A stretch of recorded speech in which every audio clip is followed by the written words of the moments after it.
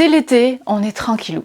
Je vous propose de découvrir des vidéos de syllabus que vous n'avez probablement jamais vues, mais qui ont déjà été diffusées. Il y a 2 ans, je suis allée à Hawaï et j'ai eu l'occasion de voir un volcan en éruption. C'était incroyable. J'étais en vacances, j'avais absolument pas prévu de tourner quoi que ce soit, mais j'ai été trop emportée par tout ce que j'apprenais sur place. Alors j'ai quand même filmé et j'en ai fait une série de vidéos sous la forme de shorts. Je sais, beaucoup d'entre vous n'aiment pas ces formats-là et je le comprends vraiment complètement. Attendez un petit peu avant de me jeter la pierre, s'il vous plaît. Aujourd'hui, parce que c'est la période traditionnelle des vacances, je me permets de faire une vidéo plus légère pour vous proposer la compilation de cette série sur le volcan à Hawaï, simplement parce que je la trouve assez cool. Et si ça vous plaît pas, on se retrouve en septembre avec une vidéo aussi dense que d'habitude. Et sinon, je vous laisse découvrir la magie de marcher sur un volcan. Ok, je reviens d'un voyage à Hawaï et je n'avais absolument pas prévu de tourner quoi que ce soit. Mais il y a beaucoup trop de choses trop cool que je voudrais vous partager et dont j'avais absolument jamais entendu parler avant. Et faut que je vous montre parce que c'est trop bien. Alors abonnez-vous parce que on est parti pour un petit bout. J'espère que vous aimez les volcans en éruption par contre.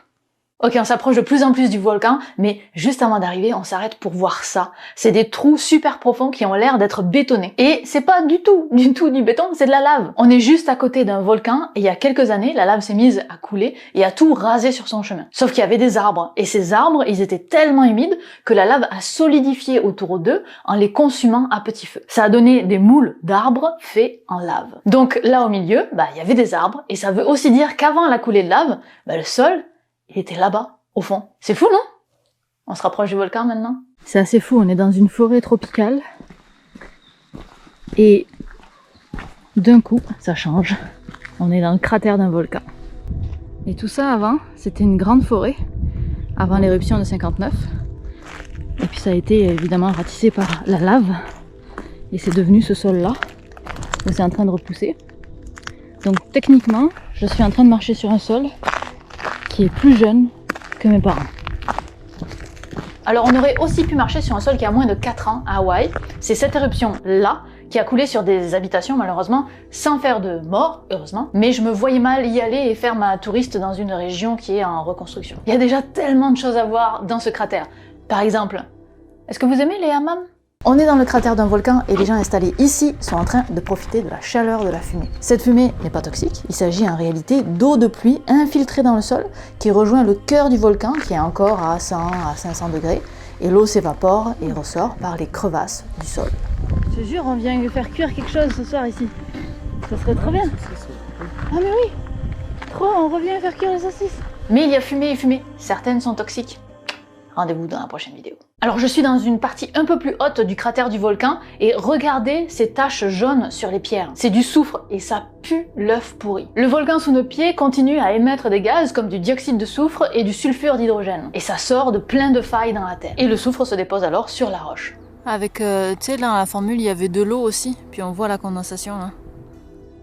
Entre l'eau, la chaleur et l'acidité des gaz, même les pierres sont érodées. Si je reviens ici dans quelques années, le paysage aura probablement changé. Je suis fascinée par le sol qu'on retrouve dans ce cratère de volcan. Puis là, on a une fissure qui est absolument parfaite.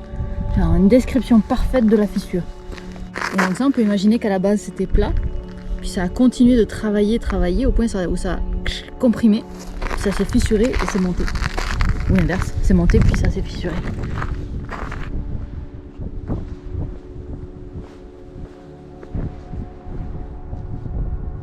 Un arc-en-ciel en plein milieu du cratère.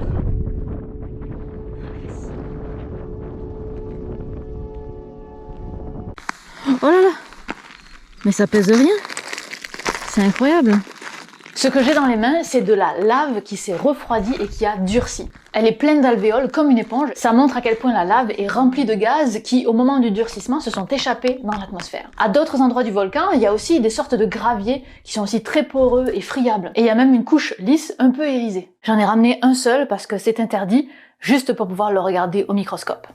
Ça, c'est la partie alvéolée, et ça, c'est la partie lisse. Et si vous en savez plus sur la formation de ces roches, n'hésitez pas à me le dire en commentaire. Ça, c'est un tunnel de lave. Tous les pourtours sont faits de lave, et là où je marche avant, c'était une rivière de lave à plus de 1000 degrés. Le centre de la rivière est resté chaud, mais autour, au contact avec l'air et les éléments, ça a commencé à se solidifier. Comme un gâteau qui sort du four, en fait. Les bords deviendront plus froids plus rapidement que le centre. Et quand l'éruption s'arrête, le reste de la lave encore fluide finit de s'écouler, et il ne reste plus que le tunnel de lave. Imaginez tout ça, c'était rempli de lave avant. Alors Alors celui-là ne fait qu'une 50aine de mètres de long. Le plus long sur Terre est aussi à Hawaï et il fait plus de 65 km. J'arrive enfin pour voir l'éruption en cours à Kilauea, à Hawaï. Les volcans sont tellement imprédictibles que d'un jour à l'autre, l'éruption peut disparaître. Par exemple, j'y suis retournée le lendemain et plus rien. Ça s'est arrêté.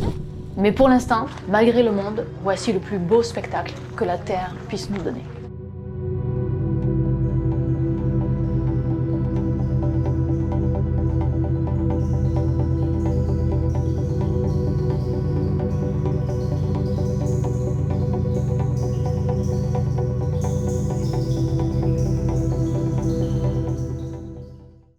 Quand on est devant une éruption, on se demande quand même si tout d'un coup le volcan ne pourrait pas se mettre à exploser. Et personne peut prédire l'avenir, donc on sait pas, mais on a des indices. Les scientifiques ont plusieurs capteurs qui suivent l'évolution normale d'un volcan et pourraient donc alerter si le comportement sortait de l'ordinaire. Et parmi leurs capteurs, ils ont un capteur d'angle, un tiltmètre. C'est un niveau à bulles hyper high-tech et hyper précis, genre précis au point où si vous prenez une barre de métal 100% plane, de 800 mètres de long, et que vous mettez 1 centime à une extrémité sous la barre, le capteur capterait qu'il y a eu un changement. Et donc ça permet de détecter si la surface du volcan évolue. Il y a aussi d'autres capteurs, des capteurs de déformation, de changement de forme. Ça, c'est quand le magma bouge, ça comprime, déforme ou étire des zones, ce qui est capté et permet de renseigner les mouvements souterrains. Et avec tout ça, on devrait être rassuré du fait que l'éruption que je regarde là ne va pas dégénérer.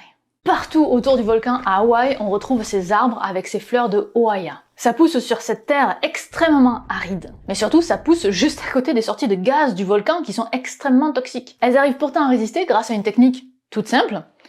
Elles se bouchent le nez. Quand elles reçoivent des vapeurs de dioxyde de soufre, elles ferment leur stomate, c'est leur nez, et les réouvrent quand le vent a tourné. Demain à 12h32, ça va être l'Aina Noon.